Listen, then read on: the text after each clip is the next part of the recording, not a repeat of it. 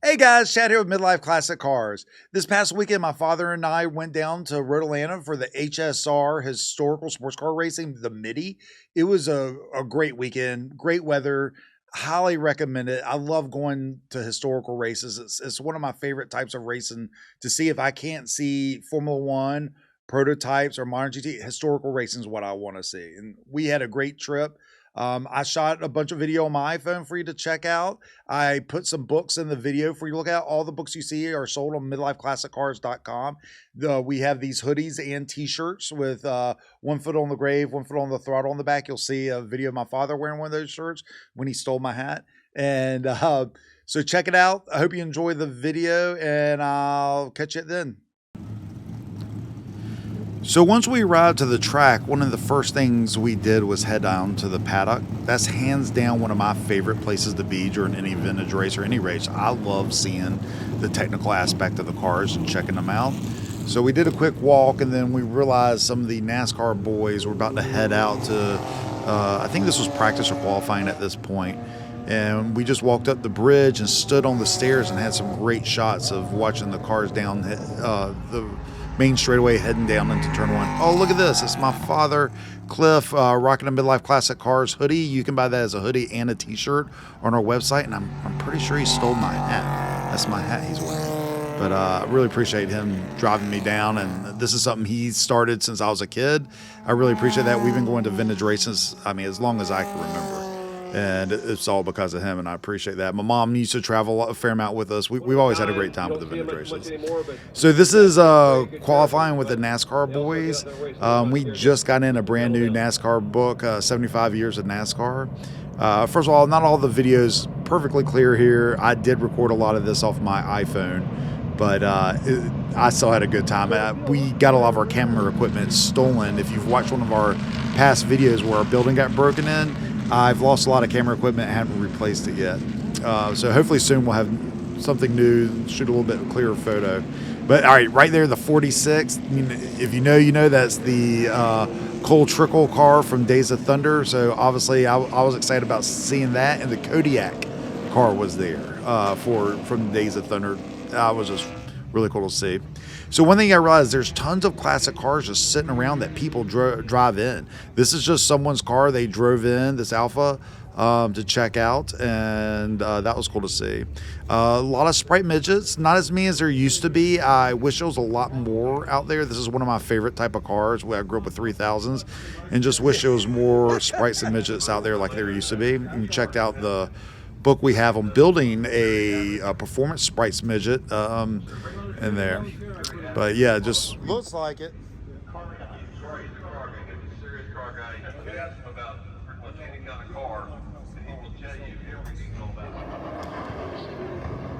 So for me, a lot of the cars I get excited about are the prototypes I witness race, whether they be vintage or modern prototypes and modern GT cars, and that's what this field was mainly made up of.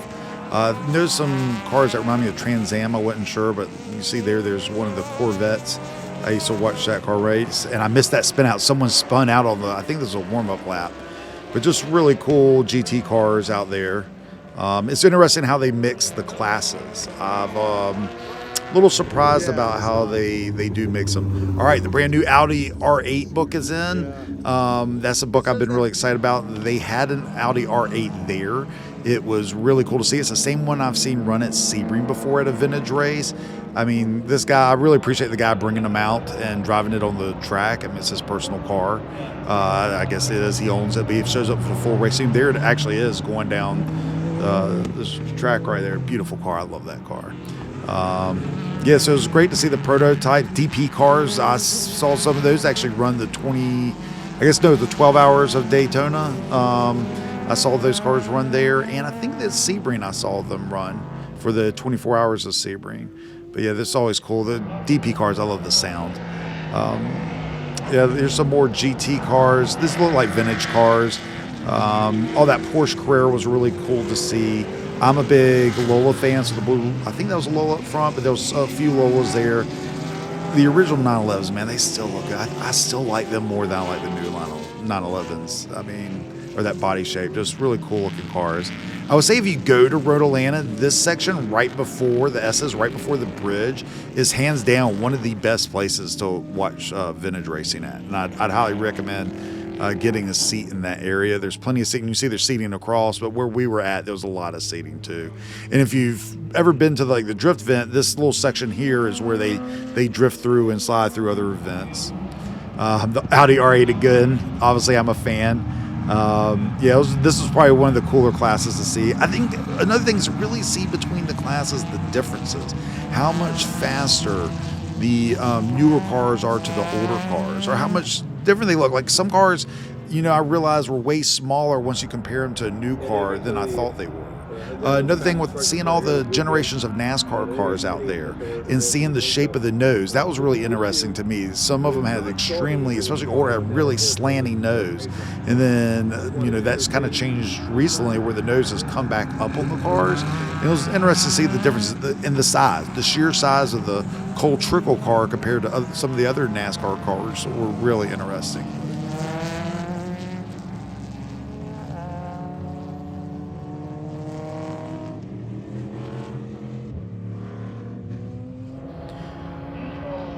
Now, another class I'm a big fan of is GT cars or production sports cars from the 50s, 60s, 70s.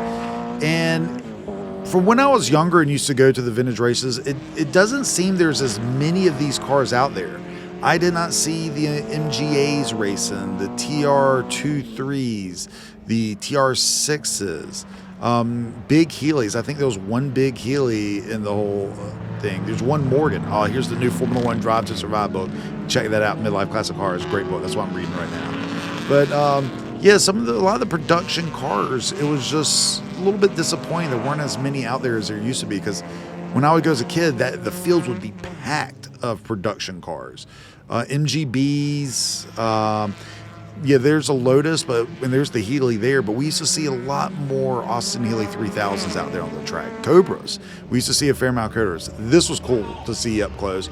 And obviously we have the book on these cars, but I was standing there as they started it up, and that was so cool to listen to it rumble. And that's the cool thing about this. You get to stand next to cars as they crank a lot of times, and it just, as a fan, it just makes it worth it to drive all the way to a racetrack and sit there in the sun during the day and just get to hang out with these cars. It's really a memorable experience.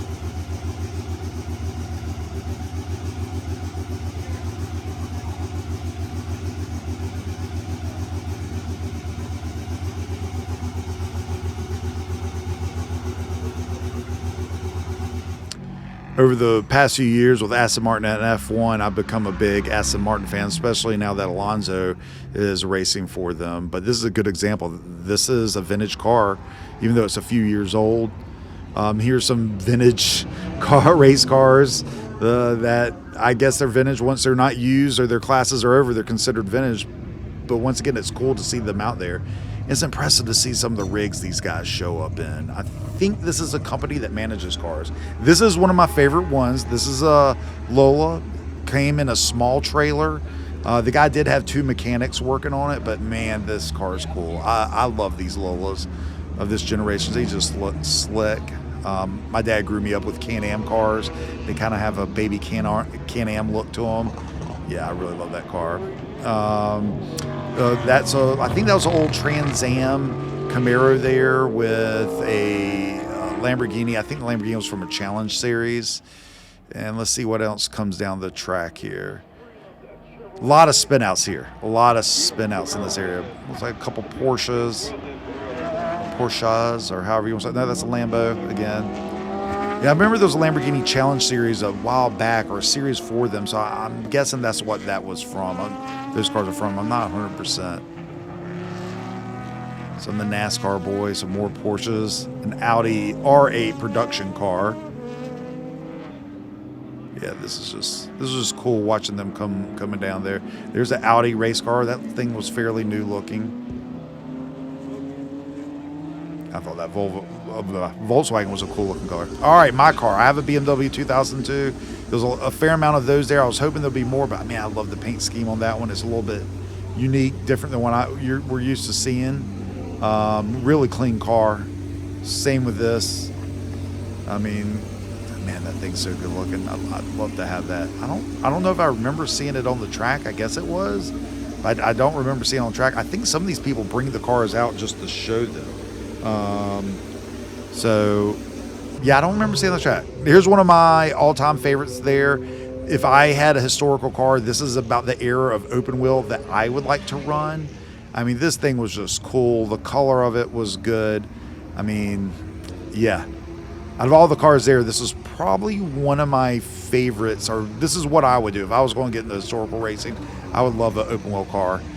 I thought this was cool looking clown shoe. This was the only one out there. I love how he has interior roll cage and paint was yellow with the blue on the outside. It looked really cool. One thing is, usually I walk inside of people's tents at vintage races. People love you to come in, but when there's cables hanging, I usually won't go in, so that one I didn't. All right, I never saw this car run on the track. I don't think I did. I don't think it ever ran. But this GTB car is a car I love. Obviously, we have the book on the history of this car. This thing was gorgeous. It looked like it just had a restoration. I mean, it was immaculate. It didn't even have any bugs on the front of it. So I don't know if this car has seen the track yet. I mean, you can see in that paint, like, how smooth that thing is. Tons of Porsche 356s out there. Look, another Volkswagen GTI. Yeah, we have a history of BMW racing cars on our website, too, midlifeclassiccars.com. There goes, two Morgans. So there's two Morgans there. One Gen 1 Corvette. There's just some unique cars there. Another thing, used to see like Fiat 500 race cars. We didn't see any Fiat 500s there. You know, that was one of the few TR2-3s I used to see when I was a kid. Like 8 of those would be out there racing. Healey's, it would probably be 10 to 15. Ferrari GT Challenge car, that's pretty cool looking. I don't actually think that's a GT Challenge car. I just think it's a Ferrari race car. I'm not sure what series it ran in, but it was cool to watch the mechanics work on that. But then there's this. This is what I love. That's such a cool looking car, that paint scheme. I have to say, I do love the classics more than I love the modern cars. I love this trailer setup and this car. I'm a 356 fan. It's probably, the Coupe is one of my all-time favorite cars. I love how they painted their trailer to match the old school Porsche. I think it was a bus truck that hauled the cars around that had it going down the side of it. It was, or I guess it was a hauler transporter, but man, that car right there was slick. Of all the production cars that were there, that was probably one of my favorite ones. It was just super clean. I love the color combination. And this is another company that manages race cars for other people. Obviously, it looks like they're specializing in Porsche. Oh, that's another one. Porsche 914s, 916s. There's only a few out there. When I was younger and would go to a lot of track days, 8 or 9 of them, all over the place. Matter of fact, the Porsche 911s like this one here is the only one that we saw a consistent number of, which is, I mean, like I said, it's just a little bit disappointing. I would like to see more production cars out there. But I really appreciate it to these people that come and set these cars up and drive these, and Chance driving this. Man, Carrera GTS, this car was really cool to look over. Sounded really good when it fired up too. Love that car. Just a great shape.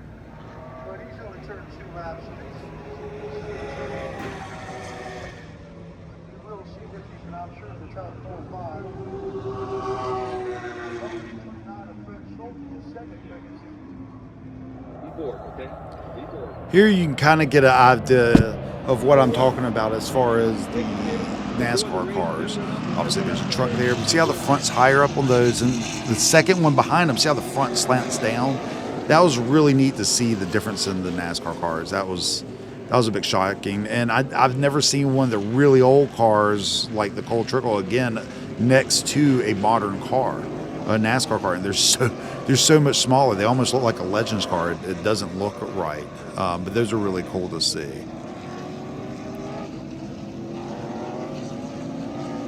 Yeah, I also think a lot of guys had a hard time warming up their tires for these S's because there were so many spins through there. A few more shot of the NASCAR boys getting around the track. NASCAR 75 years. Check it out on the website, midlifeclassiccars.com.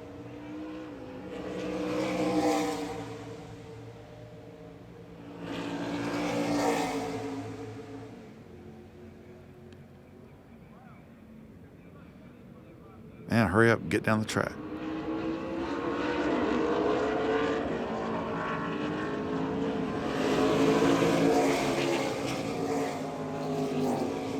They really do sound great.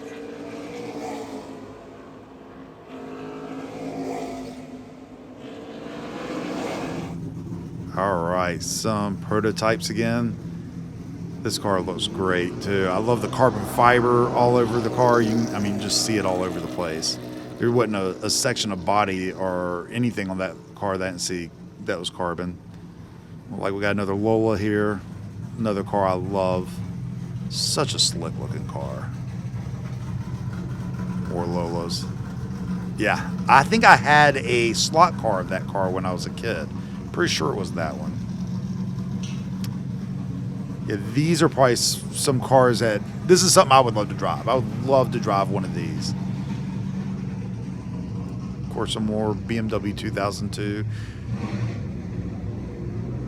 There were a few Z cars out there. There was a fair amount of Z people out there showing their street cars. I noticed that. I probably saw like 8 or 9 Z cars while I was there that people just drove in. This was a Can-Am car. This was from the series where they were going to make, you know, kind of Can-Am cars and race out of the series. I think there's only 2 left in the world, and that's one of them. I think that's the only one that drives.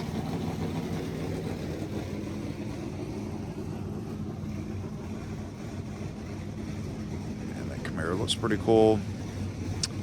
The Corvettes were fun to watch. I mean, they have a good sound to them.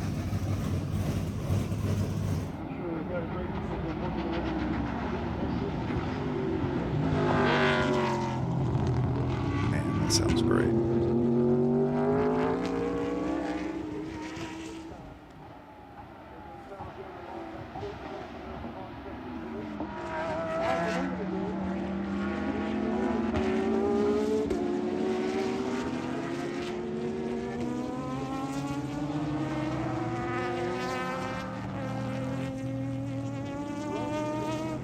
Man, blowing that brake smoke. That's pretty cool. And we've got a little spin there. I think when I caught the beginning of it, you can see it looped around. I missed it, but I don't think I saw any wrecks or anyone touch this year. That might have happened somewhere else on the track, but from my point of view, I never saw any cars touch, which I think that's part of the historical races. Obviously, it's a big no-no to touch each other in these cars. I mean, it's a no-no in any series, but I think the value of some of these cars just... I don't know if I could get over that if I owned some of these cars, just having them on the track, knowing what they're worth.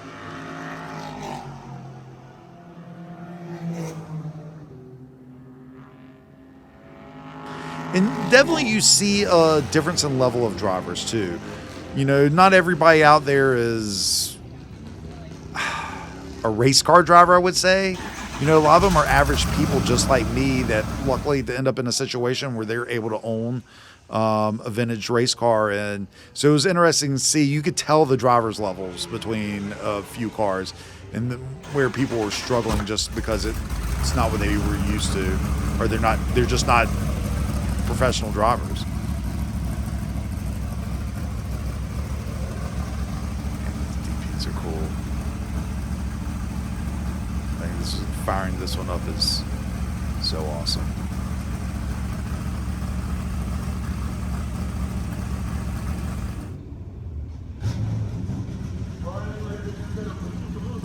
Not too many Lotus 7s out there. It was cool. I talked to this gentleman about his Weber carburetors. I messed with Weber 45s a fair amount with my BMW 2002, so we had a nice little conversation about that. And some of the other little tricks he had going on inside his car. I will say, man, everyone there is going to want to talk to you about their car. That's the best part. You can go up to any of these guys. It's not like it's a NASCAR race where you go up to the drivers and you know a lot of times you can't talk to the drivers, and, you know, or the teams. These people are just happy to be out there with their cars, and I've never once had an incident where someone brushed me off because they were too busy to talk. This is coming out of turn 1 up into like turn 2, 3, which to me is one of the most complicated turns on the track. I've done a fair amount of track days on motorcycles here and done a few on cars.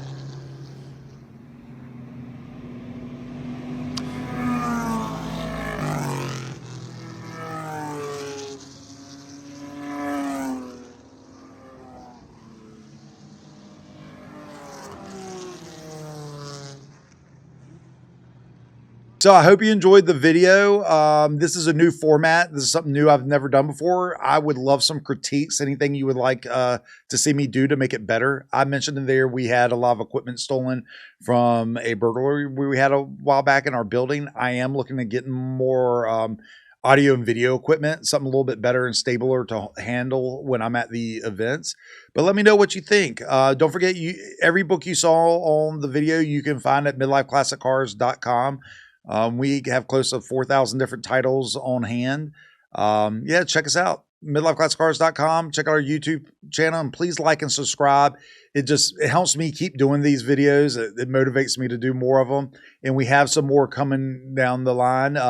Different topics. One on RC car racing I'm going to have coming out soon. Some more author interviews coming out soon. And hopefully some more car videos coming out.